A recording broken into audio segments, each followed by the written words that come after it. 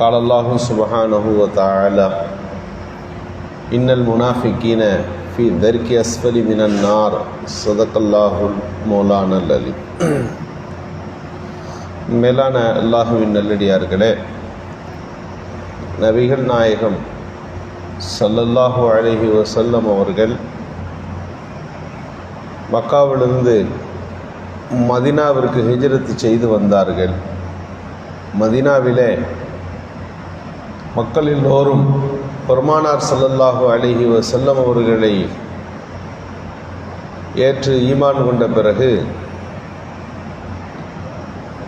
பெருமானார் ஸல்லல்லாஹு அலைஹி வஸல்லம் அவர்கள் அல்லாஹுவின் கட்டளைகளாக பல சட்டதிட்டங்களை அவர்களுக்கு முன்னால் எடுத்து வைத்தார்கள். அந்த சட்டதிட்டங்கள் முஆஷராத் என்ற அடிப்படையிலே வாழ்க்கை சம்பந்தப்பட்டதாக, இன்னும் சிலது அஹ்லாக் குணங்கள் சம்பந்தப்பட்டதாக இருந்தது. இஸ்லாத்தினுடைய அடிப்படைகளில் ஒன்றாக அந்த குணங்கள். அவ்வளுகா லா இலாஹ இல்லல்லாஹ், ஈமானை பற்றி நபிகள் ஸல்லல்லாஹு அலைஹி வஸல்லம் சொல்லுகிற போது அதன் முதல் தரத்தில் இருப்பது அஃதலுஹா லா இலாஹ இல்லல்லாஹ். அதுனாகா, அந்த ஈமானில் கடைசி தரத்தில் இருப்பது ஷமாத்துல் அதாயி அனி தரீக், பாதையில் இருக்கிற கல்லையும் முள்ளையும் எடுத்து போடுவது என்றார்கள். ஈமான் என்பது 70 சொச்ச கிளைகள் இருக்கிறது. மிகவும் சபூன், 70க்கு மேற்பட்ட கிளைகள் ஈமானுக்கு இருக்கிறது. ஈமான் என்றால் கலிமா சொல்வது மட்டும் ஈமான் அல்ல, ஈமானிய செயல்பாடுகளாக 70 செயலை சொன்னாங்க. இதெல்லாம் ஒரு மூமெண்ட் இருக்கணும். 70 பண்புகள் கொண்டது தான் ஈமானிய பண்பு. அதற்கு அந்த 70க்கு ஆப்போசிட்டான பண்புகள் நம்மிடம் இருக்கிறது என்று சொன்னால் ஈமானில் குறை இருக்குன்னு அர்த்தம். ஈமான் முழுமை பெறவில்லை என்று அர்த்தம். ஈமானே இல்லை என்று சொல்ல முடியாது. ஈமானில் குறை இருக்கு.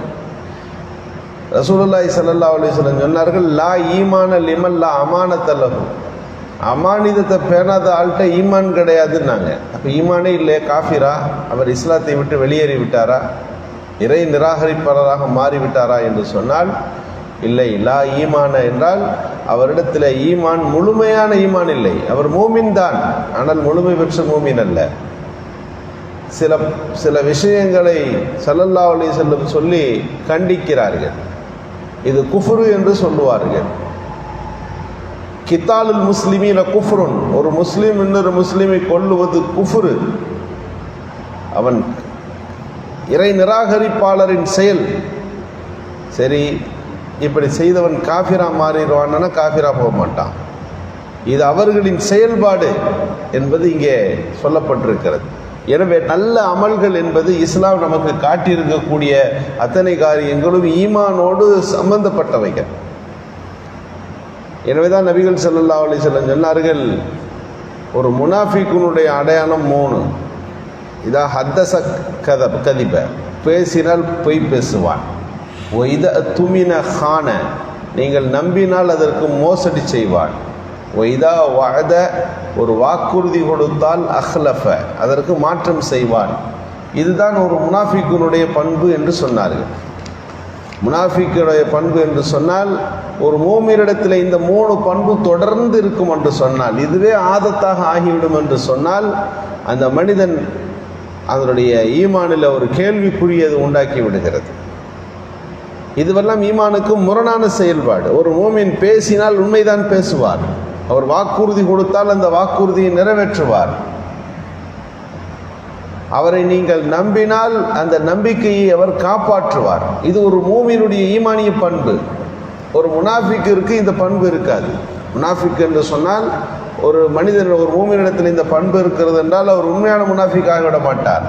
2 முனாஃபிக் இருக்கிறாங்க.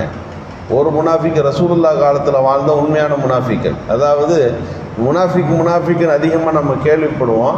முனாஃபிக்குன்னா என்னன்னா, உள்ளத்தில் ஒன்றை வைத்து வெளியில் பேசுறது.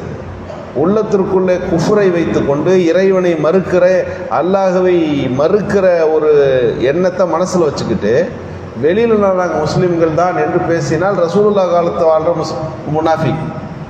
நம்மை பொறுத்தளவுக்கு ஈமானிய பண்புகளை எல்லாம் நாம் பின்பற்றுகிறோம் என்று நாம் வாயளவில் பேசுகிறோம். உள்ளத்திற்குள்ளே நம்மிடத்தில் அதற்கு மாற்றமான பண்புகள் இருக்கும் என்று சொன்னால் அதற்கு நிஃபாக் என்று சொல்வோம், நிஃபாக்குல் அமலி.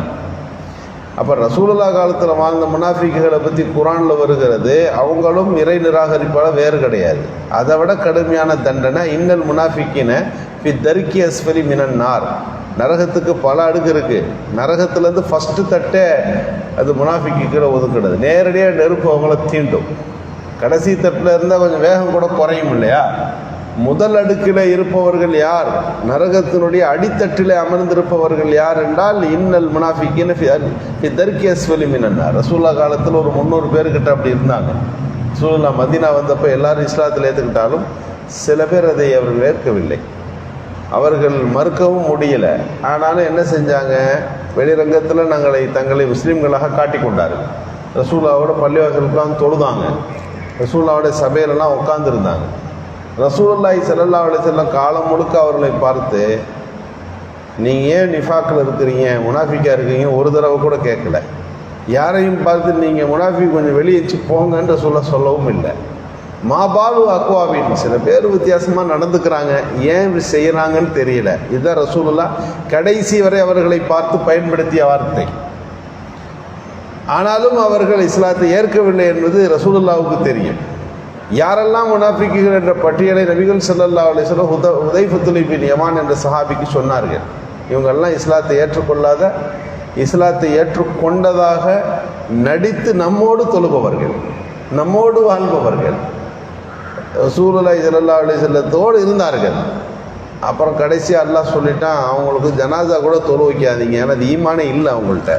நீங்கள் அல்லாஹ்ட்ட போய் அவங்கள்ட்ட பாவ மன்னிப்பு, எப்படி அல்லாஹ்வை ஏற்காத ஆளுக்கு நம்ம பாவ மன்னிப்பு கேட்க முடியாதோ அதுபோல் முனாஃபிக்குகளுக்கும் நீங்கள் அல்லாஹ்ட்ட பாவ மன்னிப்பு கேட்கக்கூடாது, ஜனாசாலாம் தொழு வைக்கக்கூடாது அப்படின்னு அல்லாஹ் அறிவித்தான். அதுக்கப்புறம் தான் தெரிந்தது ரசூலுல்லாஹ் ஜனாசா தொழுகை நடத்தலைன்னா அவர் முனாஃபிக்குன்னு மக்கள் புரிந்தார்கள்.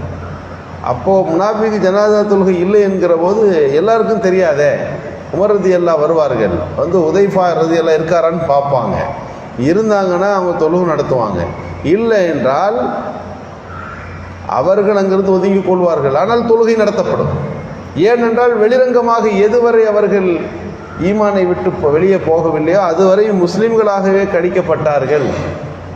இதுதான் இஸ்லாத்தின் ஆரம்பத்திலிருந்து முனாஃபிக். அந்த தன்மை ஈமானுக்கு எதிரானது. ஒரு முஸ்லீமிடத்தில் இந்த பண்புகள் வரக்கூடாது என்பதுதான் நபிகள் பெருமானார் ஸல்லல்லாஹு அலைஹி வஸல்லம். ஈமானுக்கு 70 கிளை இருக்குது. அந்த 70 கிளையும் உங்கள்கிட்ட இருக்கணும்.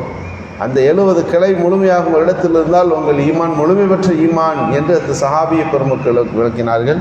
எனவே ஈமான் கொண்டோம், நம்பிக்கை கொண்டோம் என்கின்ற இந்த வார்த்தை இருக்கிறதே, அந்த வாக்கிய வாசகம் முழுமை பெற வேண்டும் என்று சொன்னால் அமல்களில் அந்த பண்பு வர வேண்டும், நம்முடைய நற்செயல்களில் அது வெளிப்பட வேண்டும், நற்குணங்களில் அந்த ஈமானிய பண்பு தெரிய வேண்டும், நம்முடைய பேச்சிலும் மூச்சிலும் வாக்கிலும் வார்த்தைகளிலும் அந்த ஈமானுக்கு முரண் இருக்கக்கூடாது.